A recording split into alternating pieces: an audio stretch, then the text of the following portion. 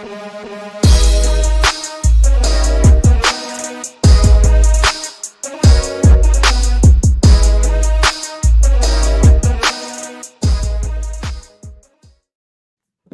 up, everyone? Welcome to Level 7. It's time for another episode of the Agents of Fandom podcast. Getting into Severance mode. I'm your host, TJ Zwarych. We're talking about Severance Season 2, Episode 2. Joined, as always, for Severance, my Severance co-host, Rachel Leishman. How are you doing? Hi, I'm cold. Because I What's live it in like New York there? City. Is it finally maybe warmer here than it is there with the cold streak you guys are getting? Probably it is freezing here. It's bad. I have been living in sweatshirts in my own apartment because that's how cold I am. 20 degrees here in Saskatoon, so you're not too bad for this time of year. I'm feeling like it's nice and warm, but someone living in a much nicer, warmer climate than us. And every time I do the Welcome to Level 7 intro while we have this guest on, it gets me fired up as they have their own Agents of S.H.I.E.L.D. podcast, Love in the Time of Hydra. Jamie Jirak, welcome. Of course, co-host of Phase Hero as well. Welcome to the show. Thank you. Hello. It's 72 degrees here in Los Angeles. I'll be honest, though, I miss the seasons. I lived in Chicago for a decade. I miss the snow. I want it to be cold. So I'm a little jealous of you guys. It does when it's nice and cold. It allows us to go outside in our nice hoodies. And I got mine on the way, but it's not here yet. Jamie, where can the people find the nice hoodies that you got on? Thanks for the plug. Phase Hero finally has some merch at phasehero.com. You can get a hoodie, which let me tell you, it's a good price for how soft it is. Like, I'm really impressed by this hoodie. A t-shirt that if you're like me, very croppable, and some stickers. And they're only available for a week. It's a day one drop. So hopefully we'll have new merch in the future. But if you want that Phase Hero merch, get on that website. phasehero.com. Make sure you check it out. Like I said, I got my t-shirts and my hoodie both on the way. Before we get started on Severance episode 2, which I gotta say I absolutely loved this episode. Any minor like stupid qualms that I had last week are totally squashed. This episode was so damn good. But before we start, I want to have a little episode of a little edition of Whatcha Watchin, because it's been a while since we've done it. And so we dropped 2 podcasts earlier this week. We did Everything You Need to Know Before Your Friendly Neighborhood Spider-Man, Everything You Need to Know Before Daredevil Born Again. You can find them on the Agents Fandom YouTube feed. Smash the like button, subscribe, hit that notification bell so that you don't miss out on any of our shows. But we skipped Whatcha Watchin on both of them, so I want to do that this week. Rachel, what have you been reading, playing, if you're playing any games? What you been watching?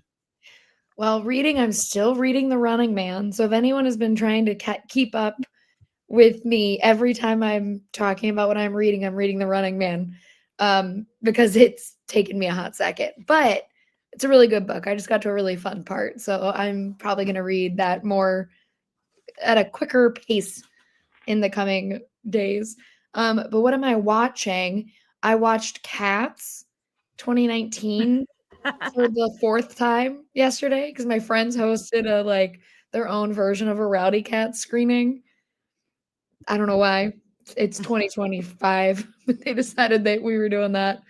And I've just been watching like movies. I will say, if you guys have not watched The Couple Next Door, that show is unhinged. And I binged it for interviews and was having the time of my life. So I would say you guys should try and watch that show because it's very fun. Jamie, how about you? What you've been watching in your spare time? Have you caught any of your Friendly Neighborhood Spider-Man yet for screeners? Or no, I have not. I'm just going to watch that show as it airs, be a woman of the people, as they say. But actually, I want to say I'm actually reading something, and I don't read as much as I should. I had jury duty this week, and that gave me 5 hours to read Cher's memoir, which I'm loving. I'm now very well versed in the first 13 years of Cher's life. I highly recommend if you, like me, are a Cher stan. I'm watching a lot. Yesterday, I did my 50th Letterboxd log of 2025. I've already watched 45 movies this year and a couple limited series and a couple short films. Yesterday, I did a double feature of 2 of the Best Picture nominees, Nickel Boys and I'm Still Here. Let me tell you, that was a harrowing double feature. Both beautiful films, but watching them back to back was a lot. Otherwise, just keeping up with my fave, Harley Quinn, dropping new episodes on Thursdays, which has been a delight. And Severance, baby! I can't believe it's been 3 years. Like, it's finally back. I'm so happy. Rachel and I talked about that last week. I am lucky because I just started watching this show. I binged the entirety of it right before season 2 came out. And I'm not one of the ones who's had to wait the 3 years. And I genuinely can't imagine if I would have had to, because you both are so strong. You both and all the Severance fans who have been there since day one are so strong. You should have had to wait 3 years. It should be whenever you watch the first season of Severance, you then have to wait 3 years to start season 2. You have to endure a strike and a pandemic. Yes. After watching the first season of Severance, just the dues that you have to pay to get to the second season. From what I've been watching, I watched the first 2 seasons of Daredevil recently, did a full rewatch of those, and I was didn't know after that which one we wanted to go into yet next. Do we want to go into another Defenderverse movie or show? Do we want to go right into Defenders, right into Daredevil season 3? We did Jessica Jones, and so we're now coming right to the end of Jessica Jones season 1. Truly an impressively amazing season of television. Season 1 of Jessica Jones is. I think we're gonna do Luke Cage after that, Punisher, Defenders, then into Daredevil season 3. I think that's the watch order we're going through. I did catch the first episode of season 5 of Harley Quinn. And I also, Jamie, this is the first time we've gotten to talk about this face to face, have completed my Mission Impossible watch start to finish. I feel like we have potentially a pretty similar ranking here based on what I caught at the end of Phase Hero. I was quite disappointed by Dead Reckoning Part 1, but I thought Ghost Protocol and Rogue Nation were absolutely incredible. But wait, who's your favorite character? I mean, probably Benji. Yeah, I mean, Benji. Well, it is Benji Dunn. I have Benji tattooed on me, so good choice. I knew that Jamie and I both are Benji girls. That's why I was like, love Benji. Elsa will always be my number 1, but Benji's really high up there. So because Fallout, I think, is one of the greatest films ever made. But you like Rogue Nation and Ghost Protocol? Sorry, yes, I meant Fallout, Rogue Nation, Ghost Protocol. Those were the 3 that stood out to me as like amazing, and then it went like better, and then Dead Reckoning. That's kind of how I viewed it. I like Dead Reckoning. Don't get me wrong. I think it's a well-made movie. The action's amazing. But it does rank for me in the bottom 3 of the Mission Impossibles. But I say they're all good. No, there's no weak links. Even 2, I'll ride for 2. I will. Everybody always shits on I'll 2. ride for it. Everybody always shits on 2. That's one of those movies that I saw at a young age and didn't know what's good and what's not good. And so I liked it and thought it was cool. And so it does have a special place in my heart. But we're not here to talk about Mission Impossible. We are here to talk about Severance. Whether you waited 3 years or you binged season 1 right before the end, season 2 is now here. We are 2 episodes in. Jamie, what have you thought of the new season so far? Oh, I'm so into it. I'm just so happy it's back. Waiting a week is so hard. Just because like I was so happy that we got like I thought it was going to be a while before we were going to get the Audi story. So I was excited. And then this was we didn't see the new opening credits last week. And so it was fun to see the new ones. And Rachel, can you guess what the first thing I thought of when I saw these new opening credits? Was it Requiem for a Tuesday? Yeah, would a depressed person make this? I couldn't stop thinking. Could a depressed person make this? I have that in my notes right now. The theme of this season so far has been Requiem for a Tuesday. Because in the first episode there was claymation. And then in this one, the opening credits just essentially look like the beginning of Requiem for a Tuesday. It really did. I have that in my notes. I didn't get to, create a well-organized rundown because I just got to watch the episode about an hour and a half ago. And so I still have my notes. You just don't have them. But that's what's in the list right now. I have as new claymation intro, courtesy Ben Wyatt without a job. Because could a depressed person make this? That's exactly what I was thinking as well when I was watching this episode. But yeah, continue to your thoughts on season 2 so far. Yeah. I was really worried last week that we wouldn't see the other innies for a while either. Like, and so when they showed up, I was so relieved because I'm like, don't make me wait to see John Turturro. And the fact that we got a little glimpse of Walken today, I was like, yeah, because those are my boys. Bert and Irving, just let them kiss and be happy forever. That's all I really care about on the show. I love my boys, and so yeah, I'm just like. The mystery of Miss Casey and / Gemma, I can't wait to figure out. Like, it's just keeping me on my toes while also like it's not just about like the mystery. Like, I've been watching School Spirits, and it's like there's not much substance to that show other than like what's the mystery, and there's so much substance to Severance that's like, wait, I don't need my questions answered because I'm yet give them to me sometime, but I'm just like so entertained with what's happening. I was talking about that with my partner Ava as we were watching the second episode, and we were talking about how there's so many cool shots in this show that move so slow and take so long, but you don't feel like they're taking a long time, and they don't feel slow because of the way they're building anticipation for whatever you know is happening next. And it's really damn good. Rachel, I got to give you credit because you had already seen this episode when we talked last week. Mhm. And I was saying these ludicrous things like, we got left with the cliffhanger after season 1. I want to dive right into it. I get logically we need to see the innies because that's where the story would go, but I want to know what happened with the outies. And here it is, getting it in season 2, in episode 2. I didn't even have to wait long. No, and I was silent when you were saying that, and then I was silent. You said something else that happened in this episode, and I was just quiet because these are the 2 I watched because I purposely was like, well, I don't want to watch the whole season to do these interviews because I'm not going to be able to talk about everything. And also, I don't want to binge watch Severance in one sitting after waiting this long. And so I had only seen those 2. And every time you said anything, I was like, well, don't worry about that question. You'll just find out tomorrow or next week.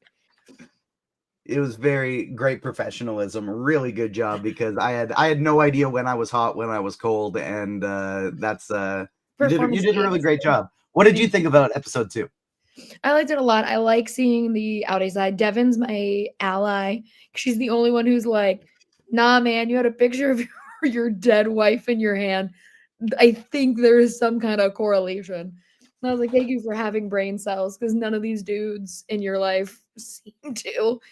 But I liked seeing the outie version. I like that it put a lot of it laid a lot of seeds, especially with Helena, where she was talking about what Mark S is doing. And so it's like, well, we still don't know what actually it is, but we know that he is the most important person. Because one of my questions about Severance was always like, what came first? Did they want Mark S or did they have his wife and Mark S was collateral damage in that? And so I like that I kind of have the answer that it was no, they wanted Mark S and this was the way that they could get him. And it's, I don't know. I like that I have all those little seeds. And I'm like, I don't need anything else. I have the groundwork of what's going to eventually happen, and that's fine for me right now. I started having a crazy theory earlier in the week and just nowhere near completed, but just fiddling around with it, that this could completely be revolving around Mark in the first place, and there are maybe even more parts of his brain that are severed, and he was launching this project before his wife even died, and just going kind of crazy before bed. Mind was going wild. But seeing this being a smaller version of no, Mark S was the important one. They just needed to get him back into work. That was a interesting, more realistic version of the theory that kind of came to play. But we picked things up like right after the she's alive cliffhanger, and we get everybody's experience. We get Helly's, we get Mark S's. The one I thought was the most ridiculous is when we get Helena's. It's basically just, what did he say? Fetid moppet. And then just walked away. I don't know what that means. I don't know if that's some kind of British slur or if that what that was. But it was the shortest group of all of them. We get to see Dylan's wondering what the fuck is going on with him. We get to see Irv's, which is the most interesting because Irv has a whole lot of shit going on in his outie life that I want to explore. Jamie, which of these reveals really stood out to you? Well, we didn't see what happened when Irv was banging on Bert's door is what's getting me. Like they're like he had to answer the door, right? Because now he's following him, and that's what's interesting me because we lost some time for Irving. And I'm really curious as to why that is, and why, like, what's going on with Bert. And I have questions there. And who was Irv talking to on the phone when in the phone booth? Lots to go off of. Also, this episode, I feel like Ben Stiller was like, remember when I made Secret Life of Walter Mitty? I'm going to bring some actors in from that movie because there are a couple people from that movie in this episode. And I like that the one guy looks so much like Dylan. I think that's a really funny casting. I don't know if that, does that mean anything that they look alike? I feel like it doesn't, but the door scene was really funny. But I'm mainly just interested in what's going on. Like I said, Irving and Bert, those are my top priorities here in Jamie world. From childhood to Sesame Street with Ernie and Bert being priority 1 and 2, now going to... Sorry, I don't... That's... I heard Ernie and Bert when you said Irving, and I was trying to make it into a joke, and I had nothing. I thought about that earlier. I was like, do you think they did that on purpose?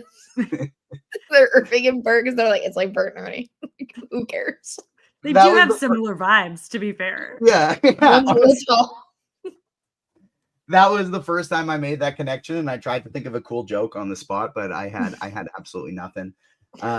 But Rachel, which of those kind of opening reveals stood out to you as the story that you want to get to see the most? Because the Irv one to me was also what's standing out from straight from the beginning of season 1 when he was having his goop paintings to all the way to now when we're getting the Lost Time. I want to know more about this dude's life. Yeah, listen, I want to see John Turturro and Christopher Lloyd make out some more. Like, that was like truly and honestly, when that happened in season 1, I was like, you're telling me that these two dudes are playing gay characters? This is the greatest day of my life.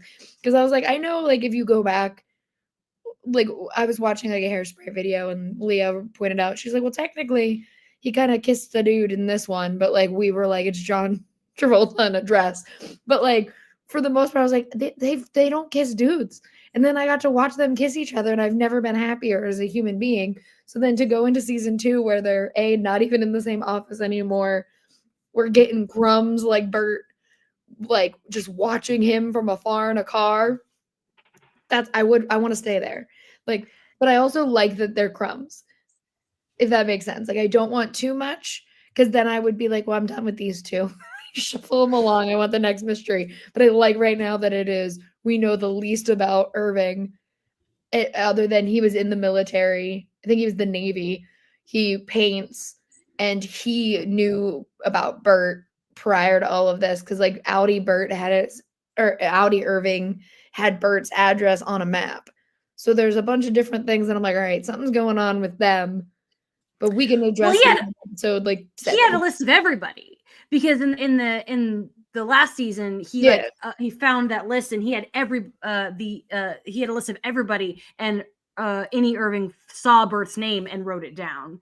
And then but I thought on the map, the only one that was actually on the map, like written out, was Bert's address. Like, I think that was the only one that was like marked on the map. Interesting. I do want to say that in the Coen Brothers film Miller's Crossing, John Turturro and Steve Buscemi are known to be lovers, but they never show them. They don't have a scene together. They don't even, not only do they not kiss, they don't even have a single scene together, and it makes me so mad. I'm like, I could have had John Turturro and Steve Buscemi kissing, and you didn't give it to me, Coens. Rude. So we're finally making up for that. Well, then maybe they can get Buscemi to come into this show. And Bert or Irving's real life boyfriend is Steve Buscemi. And so then all of those worlds finally come together. I'm ready.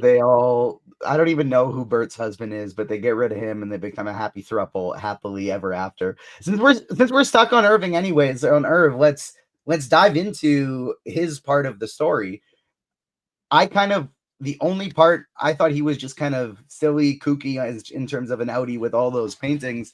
And I wasn't sure where that story was going to go. I was mostly just invested in the Bert and Irv story until this episode. This is really what opened that up for me of, does he have his own PD somewhere? Who was he talking to on the phone when he says, my Innie wants you to know he got the message right before Bert shows up?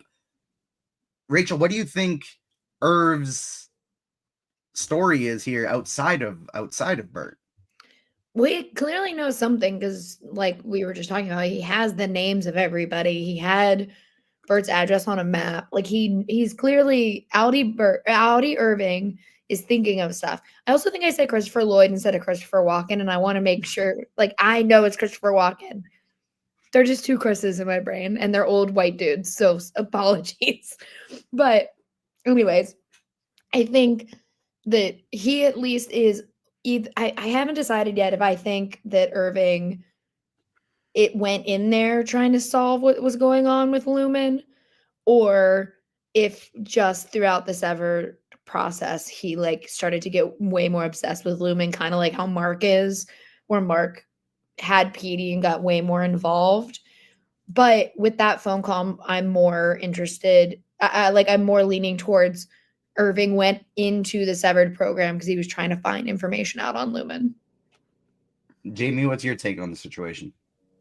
I don't have any theories. I think one thing about Irving that's so interesting is, like, you know, he does these paintings, and Annie Irving was seeing that black sludge that we find out is Audi Irving's artwork. And I wonder if this is like a PTSD thing from his like military days or something. And if that is what made him a candidate. But I also, in terms of like theories, like what he's been doing, how long has he been researching? I'm not sure. I have no idea what's happening. Well, we have a question. So do you think I always thought the black paintings were because something was happening, like their severed thing was broken, and so Audi Irving was painting what Annie Irving saw, and so they were tied together. But you think? I think it's the other way around. You think the other? Oh, interesting. But I could be. I mean, fuck. What do I know? But I do feel like, you know, artists tend to, you know, have a style, and I feel like maybe or Audi Irving, that he saw something like that and now he paints it all the time. But either way, there's something connecting in the subconscious, and that's important for clearly. Yeah. Something connecting, and I like the theory of something coming unconnected, which is causing it to literally ooze into both sides. That's a theory that I like to be on as well. Jamie, I know you're not a theory person in general, but I do want to get your thought on one thing as we transition characters here. And that is, I think we got, at least the story is wanting us to lean one way after what we saw this episode. But do you think it was Helly R, or Helena Eagen in the severed floor in the first episode interacting with all of them? For me, there was no doubt in my mind that it was Helena. Like I didn't even question it, because why would Helly lie unless they're like double severing her in some way? And I don't see why they would do that. It would make sense to send her in as like a spy. You know what it didn't even occur to me that she could actually be Helly. So I didn't even know it was a debate. I thought it was just obvious. So that's where I'm at. If maybe I'm wrong, I don't know. I think I overthought it last episode, where I was like, the signs are pointing to it being Helena, but I think it's actually Helly, and she's just, you know, embarrassed about who her Audi is, and she doesn't want her any friends to know that her Audi is the one causing all of this destruction. But the signs are really pointing to it being Helena now. Rachel, did this episode sway you at all to what you thought? Well, yeah, because I think I was the one that said that theory last week, where I was like, I feel like she just doesn't want them to know the truth, and then the elevator didn't beep, and I was like, okay, just never mind, just kidding. Like, it's actually just Helena going down there, which makes sense because I looked up what fetid Muppet is, and it is two biting insults. These are British people. Having a heavy offensive smell, which is fetid, and then a child is a Muppet. So he's calling her a smelly kid. I guess there's probably some other meaning, like, actually, but like broken down, he's saying that she is an offensively smelly child. And so I don't like the way that Lumen went around explaining what happened with her being like, I was drunk. There was no world where they were sending Helly back down there. Now that I've seen that. I also didn't remember the elevator part when I watched my screener. So rewatching it, I was like, oh, should have known. I also feel like she's by the fact that she's watching that kiss over and over again. I don't Yeah. know what it is with Mark, because we've got Patricia Arquette obsessed with him, and now I feel like she's obsessed with him. So I feel like she wants to go back in there too with she's clearly she's got daddy issues. She's clearly here to like please her father, but a little bit of her wants to fuck Adam Scott. I think too. I think there's like a little bit of that up in there. Relatable. Shout out to Adam Scott because he's got that on one side. He's trying to figure out where Gemma / Miss Casey / Daisy's mom is. He's trying to figure out all of it.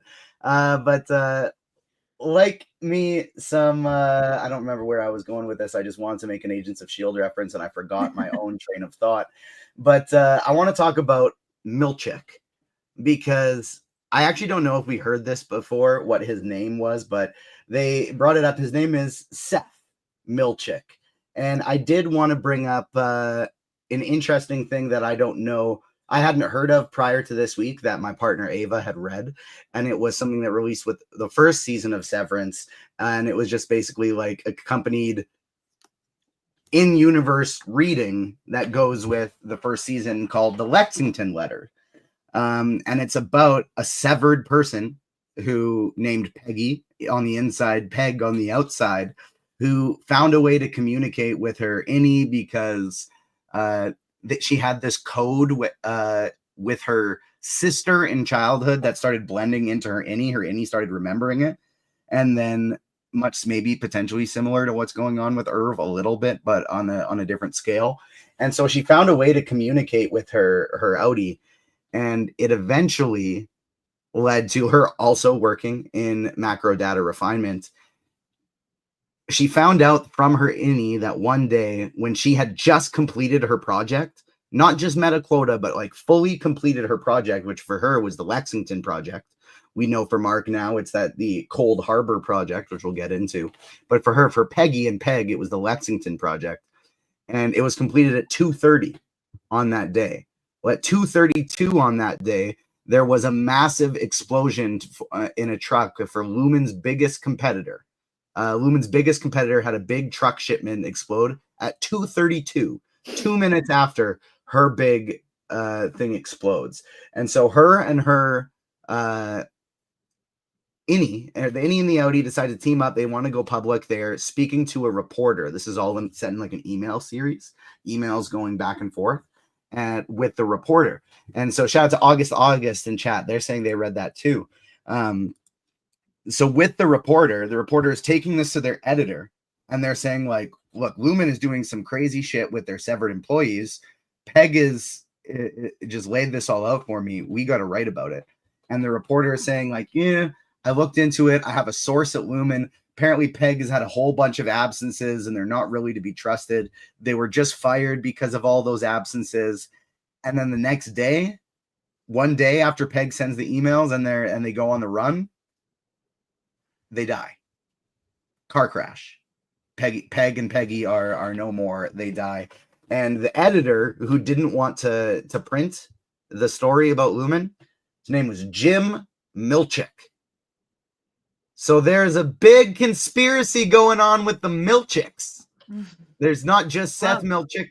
There's Jim Milchick. Jim. We don't know what Jim's going up down to. at Lumen. Whatever their individual projects are, they're coded to these specific people, and they seem to have real world consequences. Is what I want to apply. Is what I think that's implying.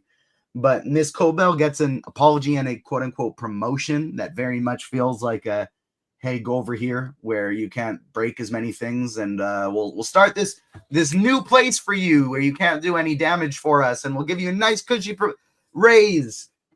But it does seem as though they're trying to get rid of her. Milchick has been promoted, and he is tasked by Helena to go to all these individual people, trusting Kier about whether he should fire them or not. They're all fired except for Mark S. Jamie, I think... I forget his first name, but Mr. Trammell is doing a great job with Milchick from an acting performance. I think he has been absolutely incredible. What do you think of his arc as the guy in charge now and getting rid of Miss Cobell? I love watching him. He's Tony's favorite character. Tony, like you, also just watched it for the first time and has been bragging that he didn't have to wait 3 years.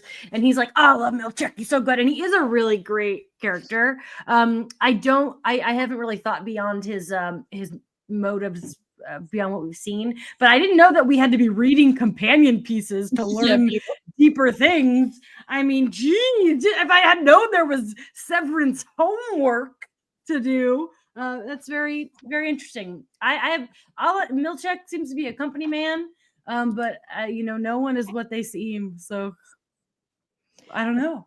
I feel like I turned my homework in late and I had 3 years to do it because I didn't know it existed. I didn't know it existed either. Ava just started going on these down a Severance rabbit hole because we were both so interested in this series, managed to find it. And so the Lexington letter has been right heavy on the list of things to read, and so she prioritized it, got me to talk about it, and we went basically just had they basically just did a book report where they read it and then they gave me all the cliff notes of what was it, sorry? Where was this released? I don't know what it will. Let me do some Googling. The Lexington letter Severance PDF. Apple Books. You can find it on Apple Books and Script. Basically anywhere online. It's like it's an online PDF. Severance, the Lexington letter, or Severed Origins, the Lexington letter. Jamie's about to read a second book. No, I thought TJ summed it up quite nicely. I got Cher's life to learn about. Okay, then you can go and see the Cher show.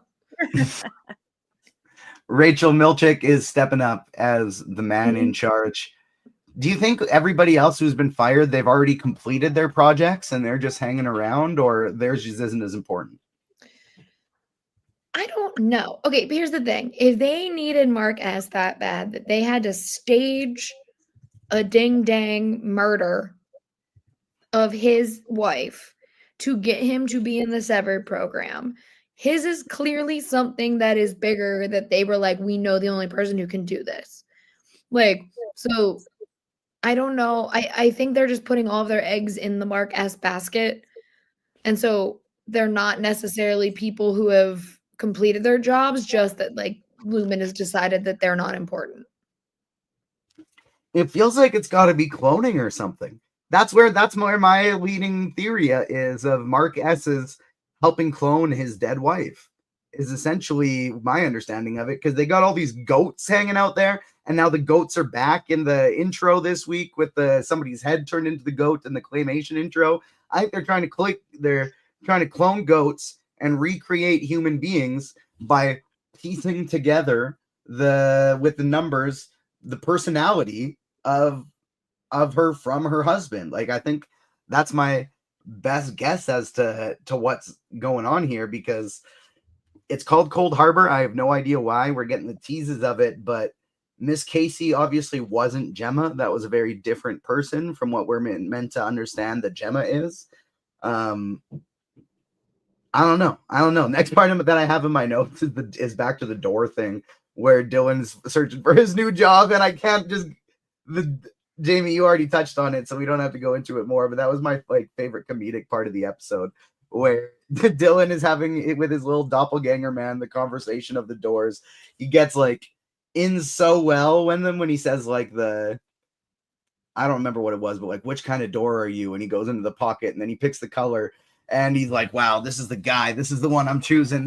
He's got the job.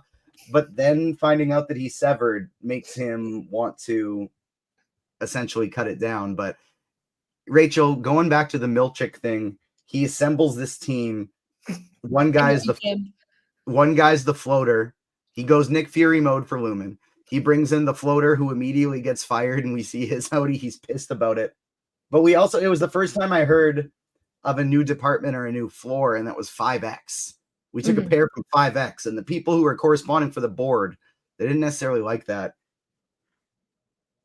Do you have any overarching thoughts of what the hell Lumen is? I know, I didn't mean to really make this just a theory episode, but I feel like they unveiled so many they gave us little tiny answers that opened so many new questions this episode.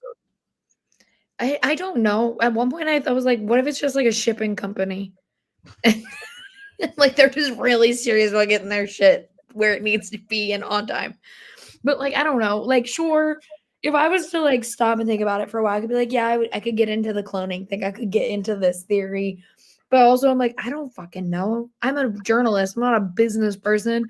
They could be doing the most basic ass business shit, and I'd be like, okay, you want your employees focused. I understand. Like, I don't know. That's too broad for me. I do like that Milchek had the most busy of weekends because he did all of that in 48 hours. He was It like, reminded me a little bit of that, like, Coulson's busiest week or whatever that Marvel short is, or Marvel What If, where he's like going to all of the different Avengers and like Captain America and Thor and all these movies and Iron Man 2 are all happening in the span of a week. And he's just got to go put out all of these different fires. That's what Milchik reminded me of with his little damn pineapples. what is the food thing? Why pineapples? Bobbing for so pineapples last week. Now they got the thing, and then Miss Cobell brings it up too. I don't like fruit, and they're giving their innies and their outies fruit, and I'm like, why do they keep giving them fruit? If this is me and my reward kept being fruit, I'd be so pissed. Well, if it was me, I'd be like, keep berries away from that thing, or my innie's gonna fucking go into anaphylactic shock. Do they have to like lay out allergies for people? Because I'm people sure. are allergic to pineapples and coconuts, and they're out here bringing any kind of fruit around. I still keep going back every time we talk about the perks. I can't help but think of, why did the waffle party include the weird sex dungeon with people with the masks? I mean, it worked out in Dylan's favor because Dylan was like, you guys have your fun little sex party, BRB. But also, like, that's a weird perk anyway, because sure, that innie, well, A, it was weird for Dylan G, because Dylan G at that point already knew he had a wife and kids. But, like, do these spouses have to sign away? Like, it's okay if you fuck somebody at work? Like none of that makes any sense to me. That's like, as terrible as it sounds, I think among the least skeevy things that Lumen are doing, most likely with everything have a going kid. on. I don't get it. It feels like another kind of test, but I also feel like they must know that these innies have this is their only life, right? So there has to be some kind of pent up sexual urges when you don't, when as far as you know, you have no sexual release. And I'm sure that they've learned over time that like they need something, and so they give them the waffle party, and they're like, let's overstimulate them with the weirdest shit we can think of, and then they'll be sexually satisfied for a while until they start craving their next waffle party. What I don't understand about it all is like sometimes the innies will reference something, and I'm like, well, why do you know what that is? Aren't you kind of like, how does it work based on like knowledge? Because if you're severed and they're two different kind of people, wouldn't your innie be dumb as rocks because they like didn't go to school? They kind of made that clear in the first episode with Helly's little test, because she did seem to know things. It's kind of like when someone has amnesia and they forget their own memories, but they know like who's president or math. And so they have kind of established that innies know that kind of stuff, because even Devin asked Mark S when he was out, like, do you understand metaphor, or do you understand, sorry, I don't remember what it was, something along those lines. Like, yeah, I get it. So I really think it's just personal memories. I think knowledge, like greater knowledge, has been established to just be there. That's crazy. How does that work out when you're doing? I mean, I can't ask a doctor, but like I want to. I'd imagine it's just different parts of the brain, right? Like memories are a different part of the brain than where like knowledge is stored. Like I assume. I don't know. I'm no expert, but I'm just guessing things. Neurologist Jamie Jirak breaking it down for us. I don't know if it's real, but it definitely makes sense to me because I don't know what's going on with it. Ava, my partner, is the one who laid out the book. Like, that's a good point. And they're in chat, and they said in the ebook, Peggy said she knew what snow was, but didn't know how it felt, and knew what beer was, but not what it tasted like. So essentially, they just know things, but they don't know what any of it means or is. So they could be like, I want to have sex, but they don't know what that feels like or what that is. They just are like, conceptually want this thing. No experiential knowledge, Yeah. solely things you read in a book, kind of But scenario. certain things are like just like naturally ingrained. Like I feel like you're gonna get like a boner, right? You don't need any knowledge to get a boner. You're attracted to something, and then like you don't. It's like being a tween. You don't know what's really happening. But I feel like that has to happen in there, and that's why they give them waffle parties to like. I need a scene of somebody explaining to another, like one severed character explaining to another severed character why they think they are having boners. That would be the best thing ever. Well, and it's also like you have to think about it. It's like we as humans in the real world have the luxury of like we watch a lot of media and stuff and watch people fall in love with each other, and then we're like, oh, that is a thing that I would like to have in my life at some point. Where these innies know it as a concept, but they don't have the like, I have watched this, I understand what this is, or I've seen this with my own eyes. So like then they're just like compelled to kiss each other, and they're like, this is what I feel as if I want to do. Like, well, that's why Rickon's book was so powerful to them. Yeah. Like we as smart people are like, that book's stupid, but they don't know better. So to them, it's like, and I that's one of my favorite bits of season 1 is how much they latch onto Rickon's book. I love Rickon. I think he's such a good character. He's so funny. Oh, Rebecca had a great part of this episode when it's like they're talking to Mark at like it's the Mark section of the episode, and Bex is like, hey, don't blame your baby for what happened. And he's like, yeah, okay, I'm not gonna blame my baby. Can I just say that this is off topic, and I really apologize if any of our listeners are named Rebecca, but I think Rebecca is the stupidest name in the history of names. I think it's just the worst. Why is it Becky or Rebecca?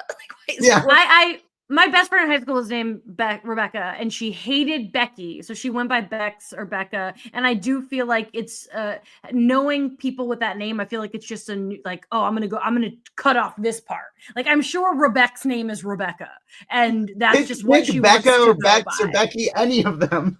All of Rickon's little friends are just beautifully written. Like in the first or second episode of season 1, when they're having their fucking dinner party where they're not eating anything, the dinnerless dinner party is the most obnoxious concept I've ever heard of in my life, and it's so funny. Jamie, what are some of your biggest lingering questions, and what's keeping you locked in? Like we brought up the Irv part earlier on, the Irv and Bert. Yeah. What's keeping you most locked into this show? Because there are so many. I don't feel like we necessarily got to keep going into more theory modes, but there's so many things that I see popping up. This is an example of one that I sent to Rachel earlier in the week, that Milchick got a promotion, and he all of a sudden now got a little raindrop pin that Casey and Natalie and the receptionists and Miss Casey had, and the receptionist had. Where are these? What on earth are these little raindrop pins? Or what's going on with Miss Cobell? There. Oh, whoa, weird. Where did Jimmy just go on the screen? There it is. I was trying to get it back to normal and it went crazy. Which reminded me, we're not even in our proper Severance background that we had made. Sorry, Ruben, you made this beautiful background and I didn't even put it on. But it brings me back to minutes into the episode. So like every person that watches this show will have a different takeaway of like, this is so intriguing. What are your big strands that are you're holding on to the most? Well, obviously I love Deachin Lockman because she's in a little show called Agents of S.H.I.E.L.D.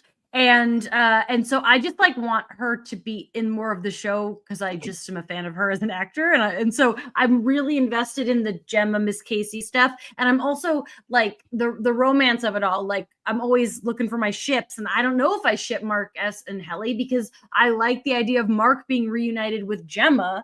But is it too late? I'm very much invested to see where that love triangle is going to end up because it's insane. So that's definitely a big one. I guess all the romances are really keeping me going. I like a good romance, especially in sci-fi. That's why Loki season 1 is like my shit because it's a romance sci-fi combo, and I really like that combo. Rachel, how about you? What are your burning questions as we go further in the season? I I want to know what Irving's up to. I agree with Jamie. I want to see that love triangle. Honestly, now that it is seeming more and more like they wanted Mark for Lumen, and like his wife didn't just like submit herself to this program, because that's what I originally thought. And I was like, I don't know that I'm gonna like them reuniting because he's gonna be in pain because she chose to leave him. But it's seeming more and more like they did this to get Mark.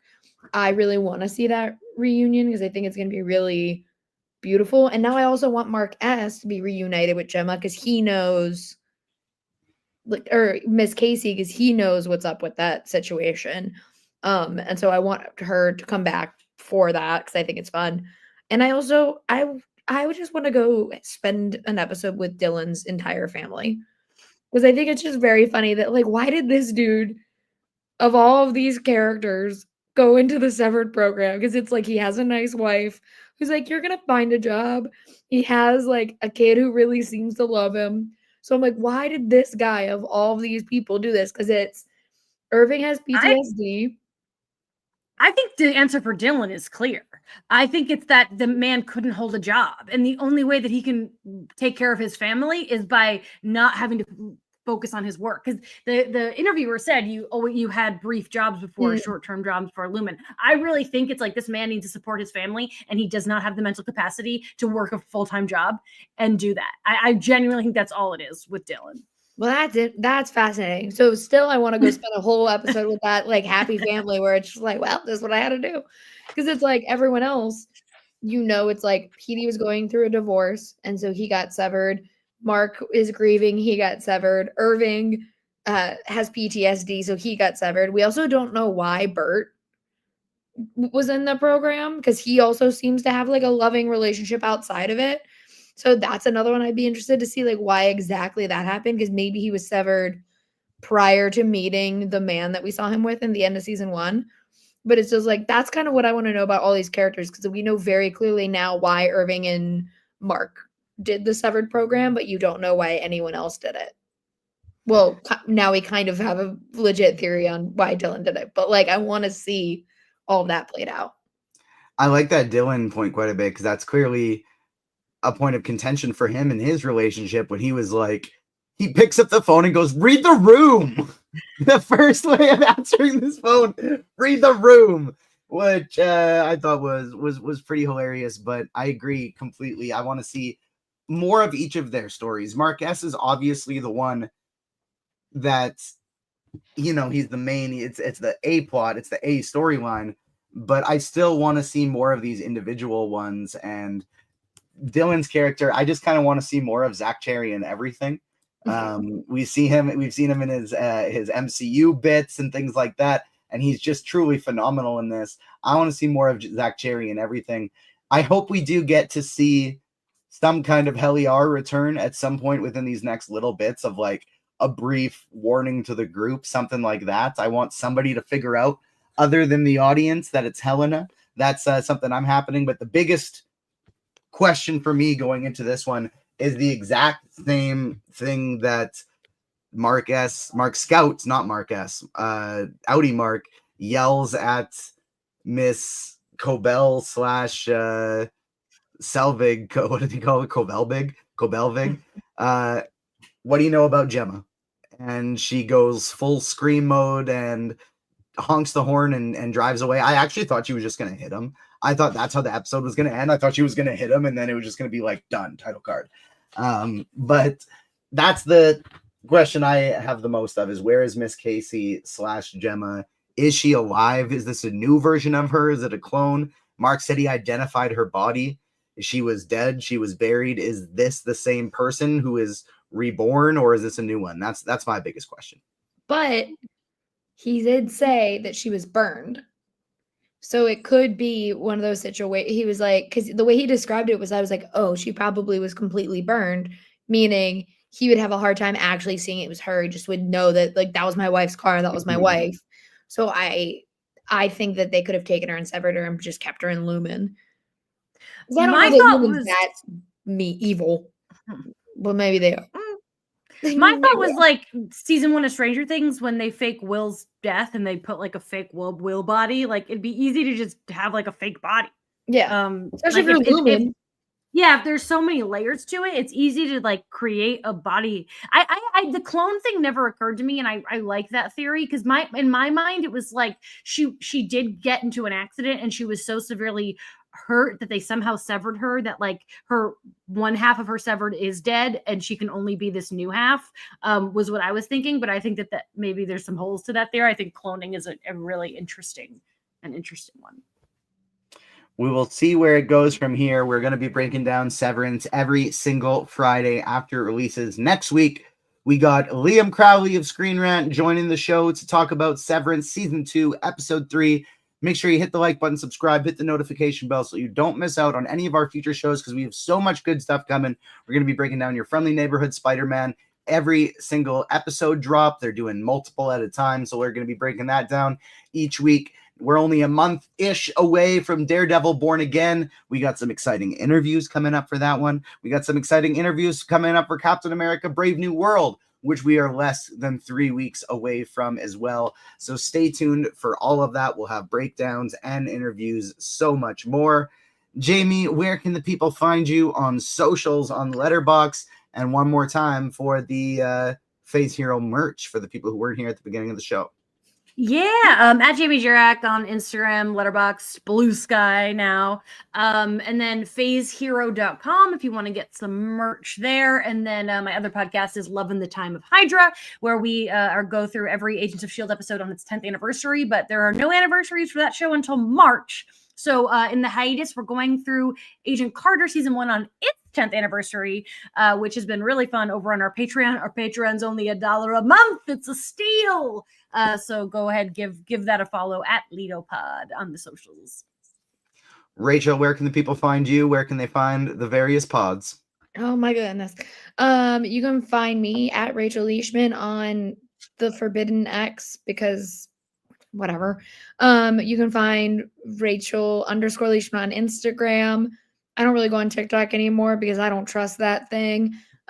Blue Sky, I think I'm also just Rachel Leishman. You can see my work at the Mary Sue and Collider, and you can see my podcasts, Padro Pascal, the Powell Pod, Cinema Sibs, which is Agents of Fandom podcast, and the Fordcast, all where you listen to podcasts. If there is a very attractive leading man, Rachel's got a podcast about him, so make sure you check it out. Like I said, we'll be back next week talking more Severance. If you have any questions, you have any theories, drop them in the YouTube comments. We will address them on the show. Thank you so much to those who tuned in to the chat live, as well as those who are tuning in after the fact. Subscribe to the Agents Fandom on YouTube and wherever you get your podcasts. Thank you to Rachel and Jamie for joining me today for another great show. We will see you next time, everyone. Peace.